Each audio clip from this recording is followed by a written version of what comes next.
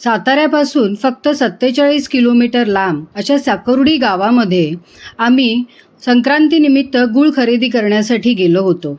इथे खूप मोठं गुऱ्हाळ लागतं, ज्याच्यामध्ये हा ऊसाचा रस अशा मोठ्या कढईंमध्ये घसघशीत असा उकळला जातो आणि त्याला एका सरफेसवर टाकून थंड केलं जातं. यामध्ये सेंद्रिय गूळ आणि चिक्की गूळ असे दोन्ही प्रकारचे गूळ आम्हाला बघता आले.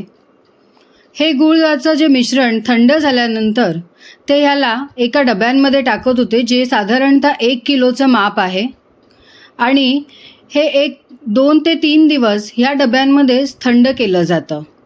त्यानंतर थंड गूळ असा पसरून आपल्याला विकत घेता येतो. आम्हाला हा गूळ अंदाजे 48 रुपये किलोने मिळाला. तुमच्याकडे हा गूळ कितीला मिळतो हे मला कमेंट्समध्ये नक्की सांगा.